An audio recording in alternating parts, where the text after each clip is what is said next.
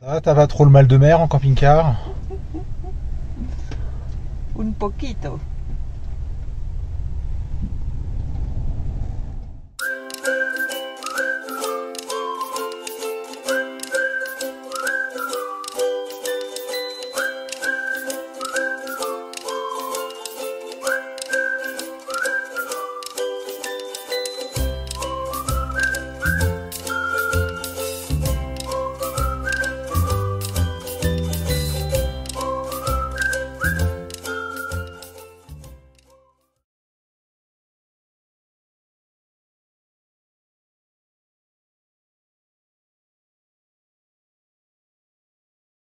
C'est avec une certaine émotion que nous quittons le Chili pour retrouver la Bolivie.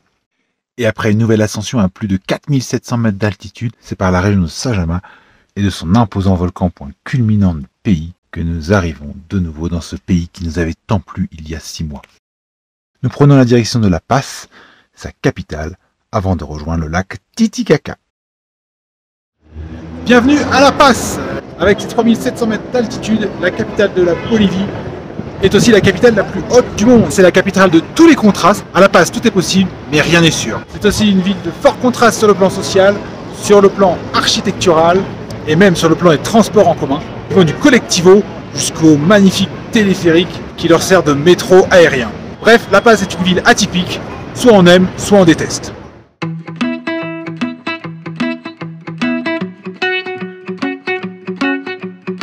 Pour se rendre compte de l'immensité de la ville, rien de tel que de prendre un petit peu de hauteur.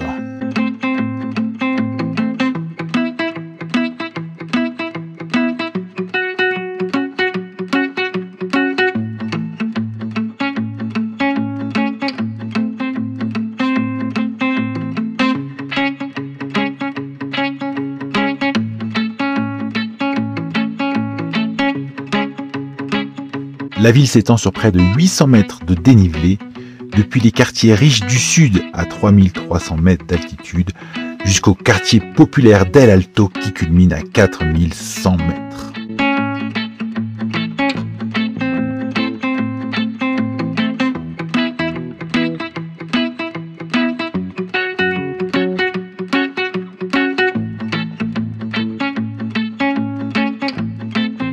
La vue sur les montagnes aux alentours est extraordinaire, tout comme le contraste des maisons colorées du quartier des artistes.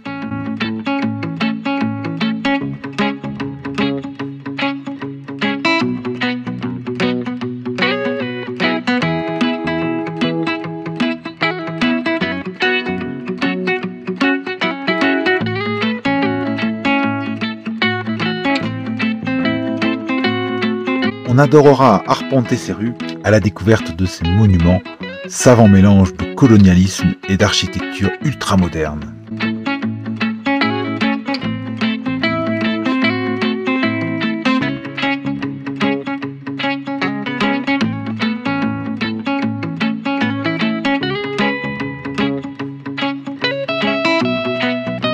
Enfin, on déambulera au cœur du marché des sorcières, à la recherche des meilleurs fœtus de lama de la région.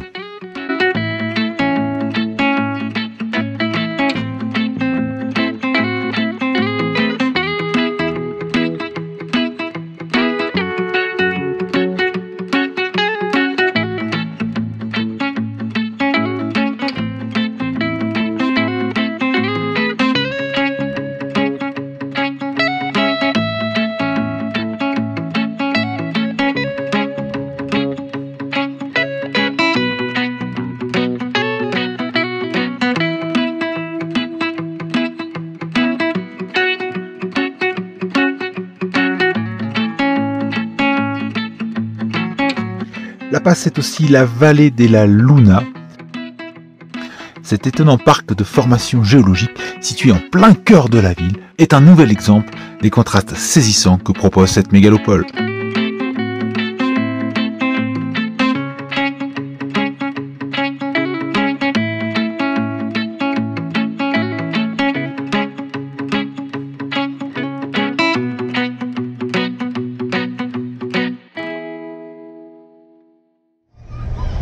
Bah, elle a un problème cette horloge. Elle est à l'envers.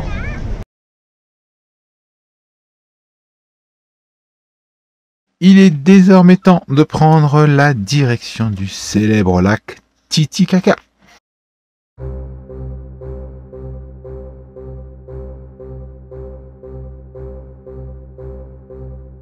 Le lac Titicaca, c'est le plus grand lac d'Amérique du Sud et c'est également le plus haut lac navigable du monde à 3800 mètres d'altitude.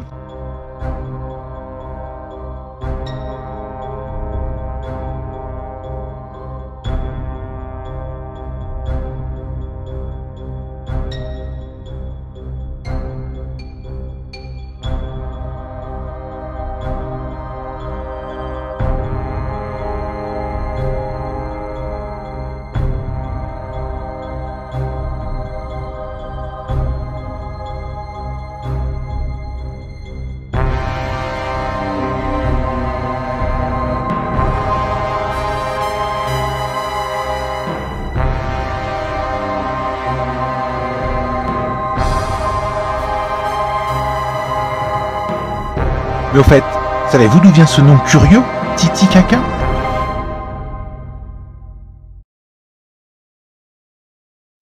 Bien, nous sommes désormais au bord du lac côté bolivien et nous sommes au sein d'une communauté tout à fait particulière. C'est la communauté du dragon endormi. Ici, les gens vivent paisiblement de l'agriculture et de l'élevage, toujours sous la menace d'un dragon endormi sur la plage.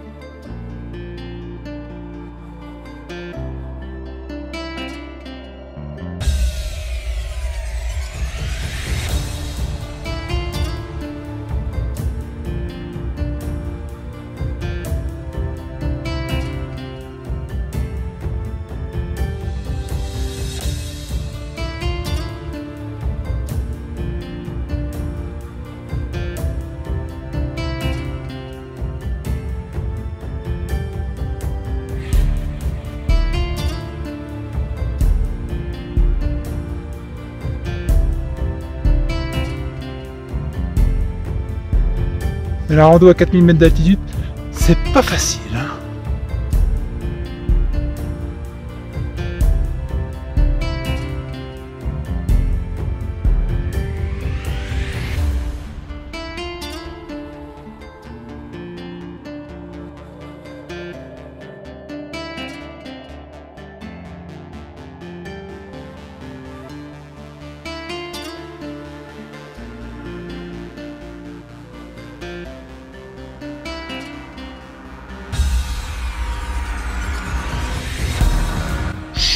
Pas faire de bruit pour pas réveiller le dragon.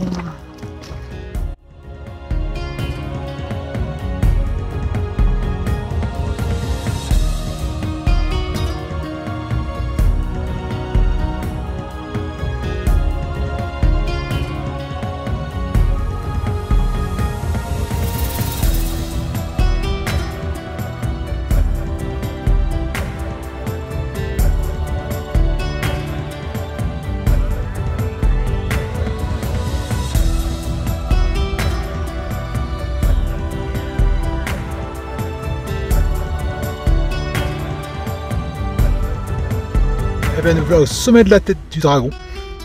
Mais, chut, il dort.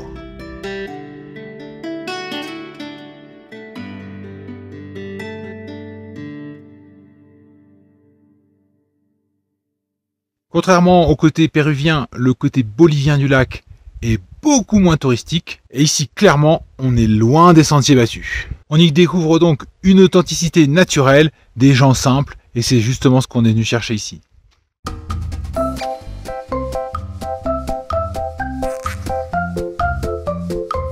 Comme Regina, 88 ans, qui est la dernière de la région à maîtriser l'art du tissage ancestral.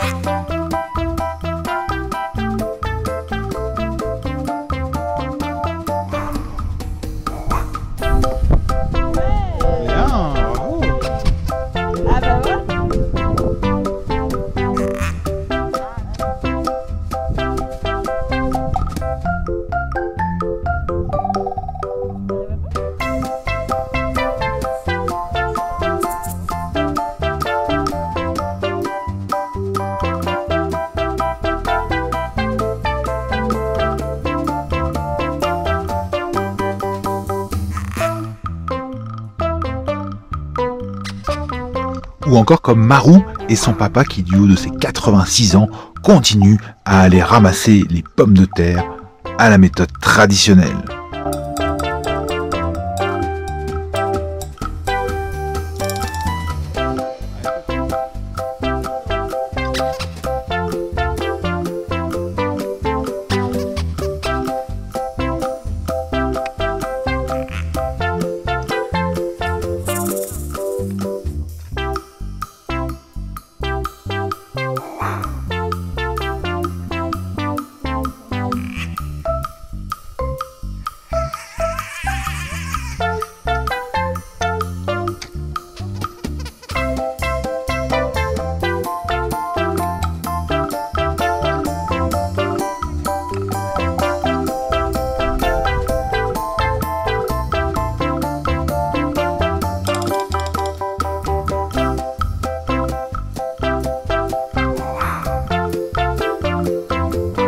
À cet exercice, les enfants s'avéreront particulièrement intéressés et efficaces, et la récolte sera de qualité.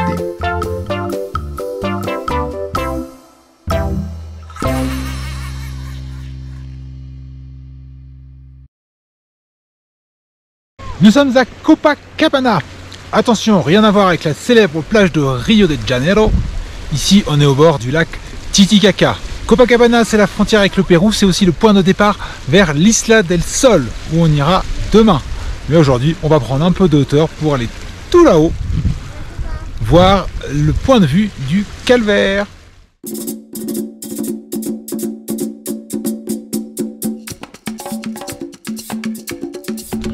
Alors le calvaire, il paraît pas loin, mais il y a quand même plus de 200 mètres de dénivelé à 4000 d'altitude, ça monte grave.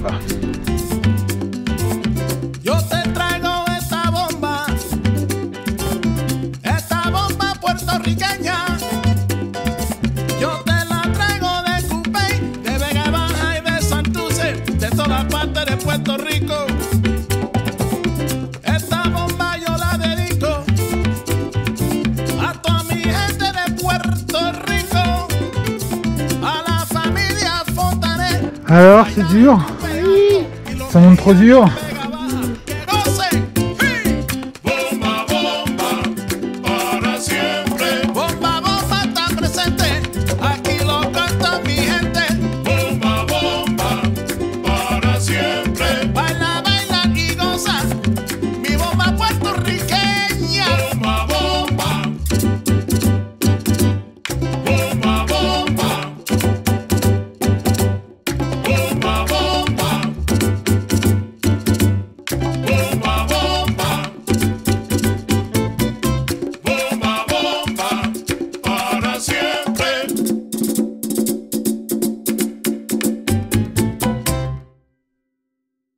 Ce matin, on part à l'Isla del Sol, donc on va prendre le bateau pendant 2 heures qui va nous dropper au nord de l'île.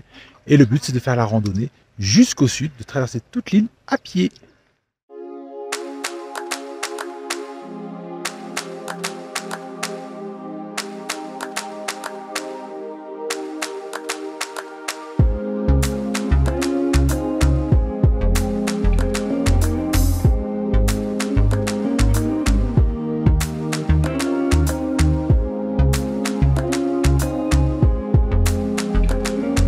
Voilà, on est au nord de l'Isla del Sol.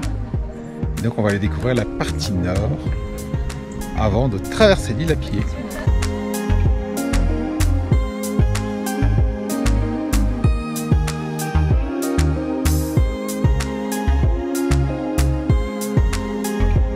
Mesurant près de 10 km de long, l'Isla del Sol est la plus grande des îles du lac Titicaca.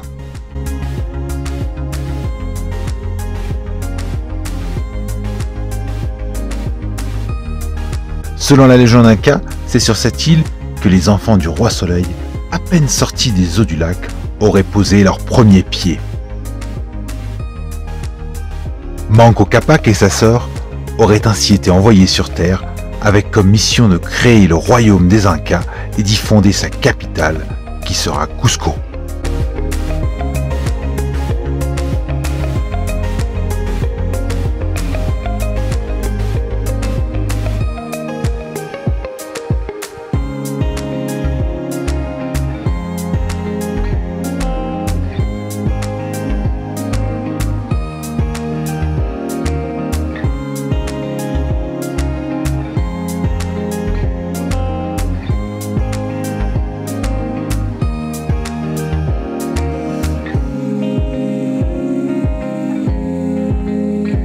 Ici on est donc au nord de l'Isla del Sol, donc on est à l'endroit où on est le plus proche du soleil.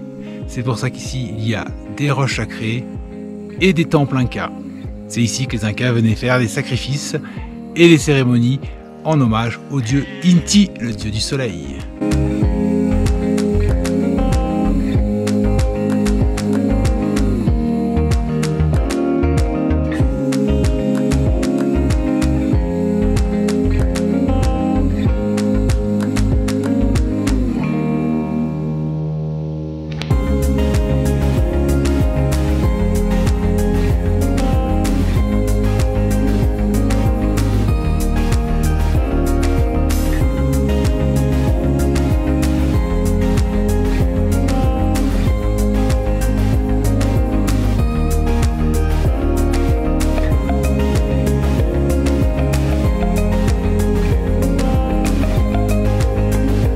Ce qu'on peut en déduire, c'est que les Incas, ils étaient pas très grands. Hein.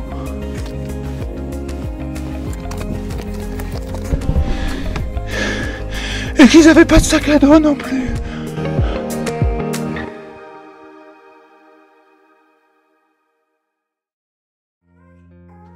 La légende raconte que sur les terres de Titicaca, avant, il n'y avait pas de lac. Les hommes vivaient insouciants et heureux dans une vallée très fertile. Les Apus, les dieux de la montagne, les protégeaient et ne leur interdisaient qu'une seule chose, aller au sommet de la montagne où se trouvait le feu sacré. Mais le diable, qui trouvait insupportable leur bonheur, les encouragea jour après jour à s'aventurer vers la cime des montagnes et finit par les convaincre. Bien sûr, les Apus surprirent les habitants en train d'escalader la montagne et devinrent furieux. Ils lâchèrent alors les pumas qui dévorèrent toute la population à l'exception d'un homme et une femme. En voyant ce massacre, Inti, le dieu du soleil, pleura durant 40 jours et 40 nuits et c'est ainsi que fut formé le lac Titicaca. Quand le soleil revint, le couple qui s'était réfugié dans une petite barque remarqua que les pumas s'étaient transformés en pierre. C'est de là que vient le nom Titicaca, Titi signifiant puma et Cara signifiant pierre en langage indigène. Titicaca fut progressivement transformé en Titicaca. 6 a.m. and I'm up again. I got tired eyes, need a cup of blend. That's right, in the a.m. that's my only friend. No light, just the sun coming up on the horizon. I lose track of time, yeah, I move fast and climb. A new class divine, yeah, true passion shines. And I'm through passing time, I choose stacking dimes. You snooze half the time while I move passing by. I work hard each and every day. I get lost in the words I say. I don't push pause, no, I push play. I won't stop till I make a change. I withdraw on the things I make. I turn flaws into flawless traits. I build tall, never capped in space. I won't stop till I hear him say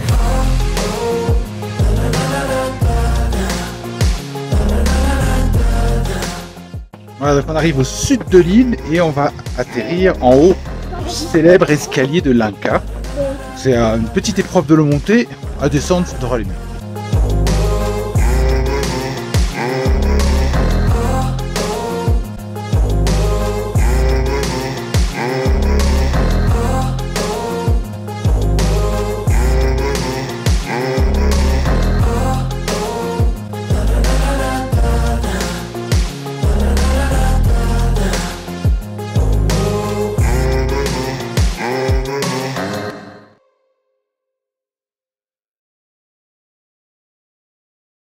Notre exploration du lac Titicaca se poursuit désormais dans un nouveau pays, et c'est au Pérou, et plus précisément à la péninsule de Liachón, que nos aventures se poursuivent.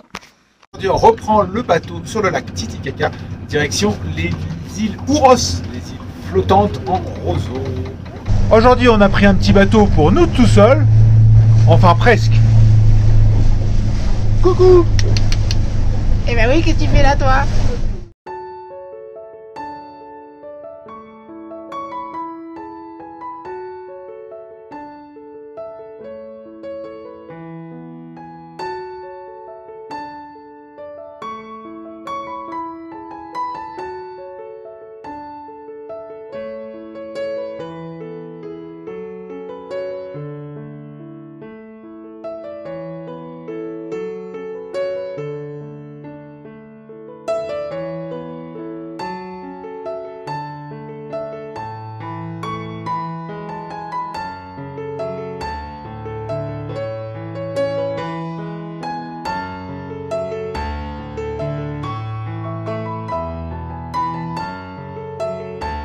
Donc ici on est sur les îles Ouros Titino.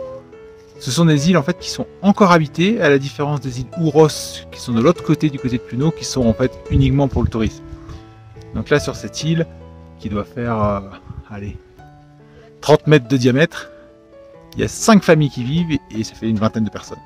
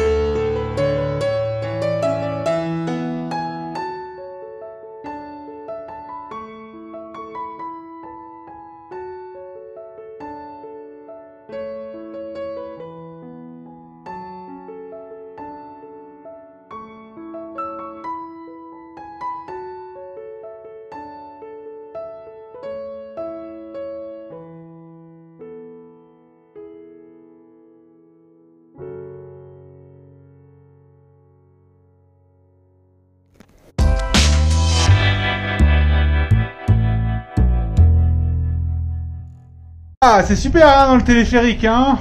Oh là là, on voit toute la ville d'en haut. C'était pas un vrai.